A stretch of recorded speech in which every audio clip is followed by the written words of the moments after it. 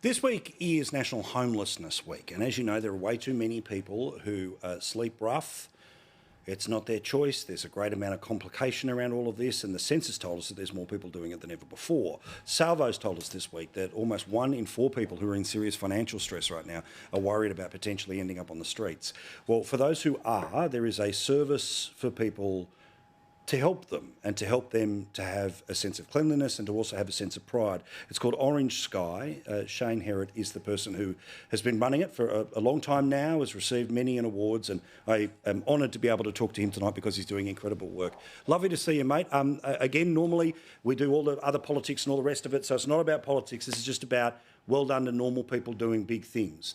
Tell us basically what Orange Sky does, helping people on the streets.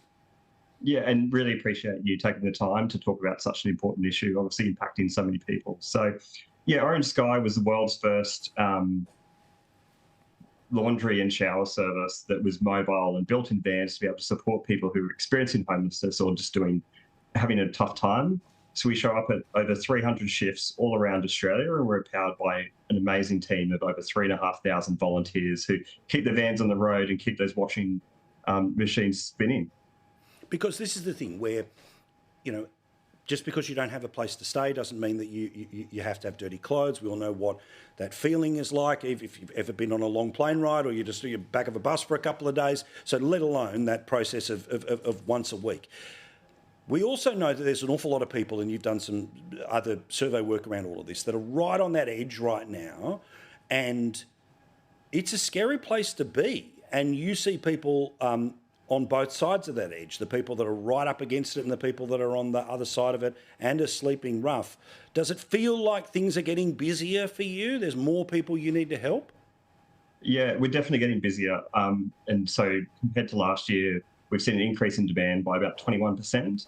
And it's not just in demand, it's also different people showing up. So when we started about 10 years ago, the mission really was focusing around those people who are sleeping rough and experiencing homelessness. And as we've evolved, what we've seen, it's actually just connecting with people who are just experiencing sort of hardship or having a tough time or maybe a bit disconnected. So at our services, we're seeing a lot more families turning up. We're seeing young men and women. We're seeing retirees. We're seeing people who are working multiple jobs who still are struggling just to make ends meet, and they're turning to services like Orange Sky for that extra help. So we knew we were busy, and this research that we've done just reinforces that more so. Again, I mean, that's wild. It is wild that there are people who, and this is not a new phenomena, but there are more of these people than seemingly ever before, or certainly for some period of time, which is people who have jobs who don't have somewhere to live. The rental crisis, where the prices are too high and there's not enough places, let alone, of course, people who might be right on the edge, relationships, all the different reasons why people are not able to get there. But give us an idea of some of the other things that came up in the research for you.